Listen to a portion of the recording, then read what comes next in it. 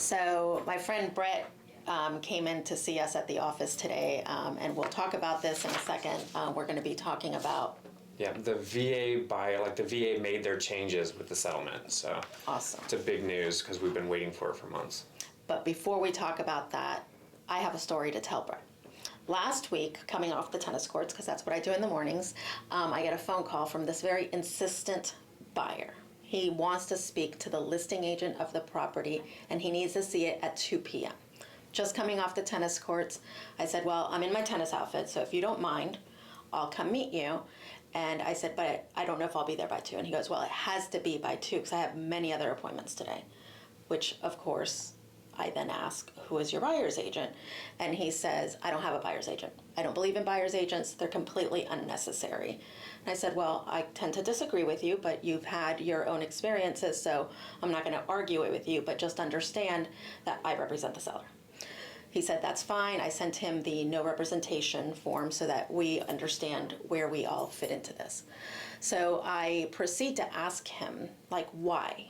And, he tells me all these terrible stories about this agent that he tried to buy a home for. She didn't do a good job. So, of course, it's on all of us that she didn't do her job. And he says to me, besides, if I come straight to you, I'm going to get a better deal. And I said, well, that's incorrect because my firm already has a contract with the seller. And regardless of how this goes down, my firm is still getting whatever percentage it is or fee it is that they agreed to with the seller. So we meet, it takes us about an hour. He then proceeds to tell me he's not the buyer. He is scoping the market out for his friends who are coming up from Florida. And so not a problem. We end up in a really good conversation. He's a cool guy. I get where he's coming from. He had a bad experience. We can all relate to that. He leaves and the friend texts me that same night and starts talking to me again as if they have no buyer's agency. And again, I explain that I am representing the seller. I'm happy to provide whatever information up to a certain, situation. And we do for about 24, maybe 48 hours. We're providing this person information from my office. And then she says, I'm coming in on Saturday for your open house. Not a problem. Tomas was doing the open house. I advised Tomas that they're going to be coming in, and they do. And Tomas spends quite a bit of time with them. They go through everything. I don't know exactly what the conversations were, but whatever. I text her as soon as she leaves. Tomas had told me that they had just left, that they were great. He loved them. They love you, blah, blah, blah. And they were so grateful for the information we had provided. And I don't hear anything back from her. So I'm like, okay, well, I guess she didn't like the house as much.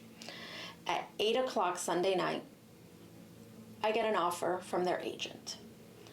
At the time, I have no idea who the offer is from, and I don't know the agent because this agent has not shown our property. Right. I text the agent back and I said, I don't see you on showing time as having shown this property. And she goes, oh no, these are long-term clients of mine and they went in during your open house, which prompts me to open the offer, and I realize it's them.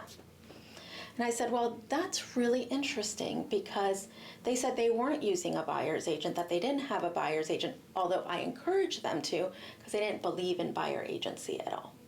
But I went with it. Unfortunately, by the time I got that offer, I was already speaking to a second agent who also wanted to make an offer on the house. So I advised her and I said, just so you know, we are waiting on a second offer. Of course, they lowballed it.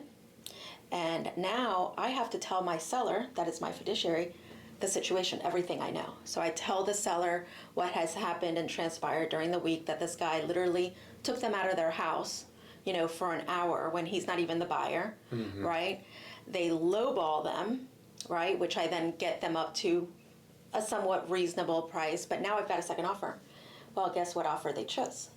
The second one, because they didn't want to work with the first offer because they were so conflicted by the way that they had maneuvered through the transaction. They didn't want them to be the buyer of their house. So that is not how you negotiate a house.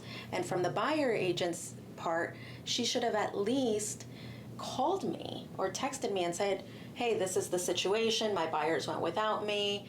but nothing. She just sent an offer, which was just so random. So it caught everybody off guard, and needless to say, the sellers decided to go with the other offer. They're just happier. They saw them walk out. They thought they were super pleasant, and in the end, the offers were pretty much the same.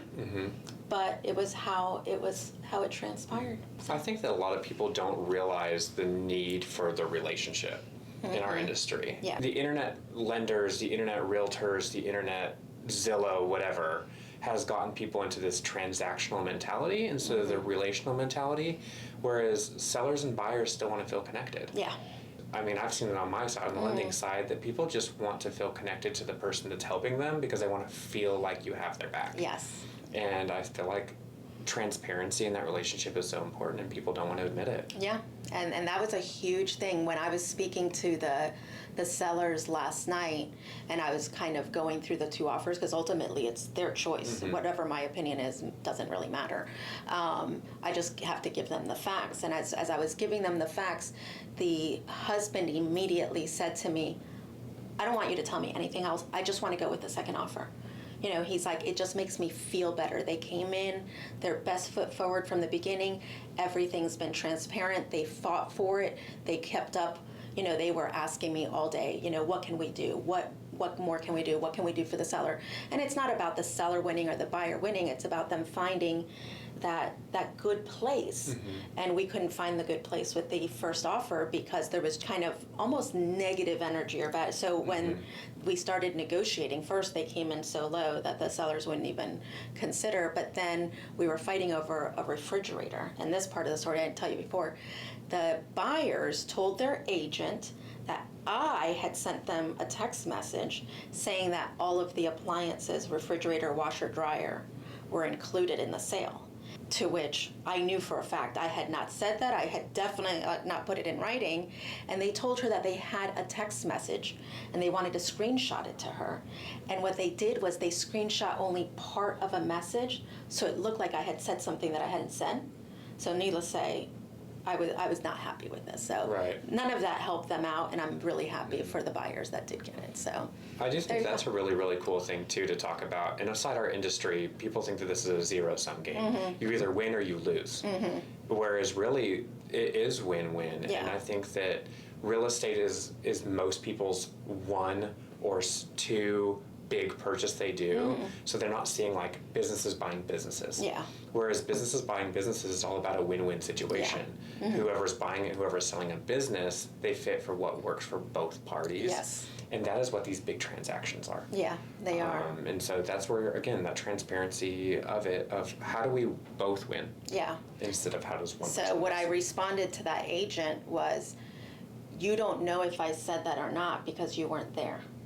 So had you shown the property and had your buyers gotten you involved at the beginning, there would not be this circle of, you know, that you weren't involved in, whether it was by choice or whether it was the buyers that didn't want you there at first. So relationships matter. They do matter. Being there matters. Yeah, So, showing up matters. Yeah.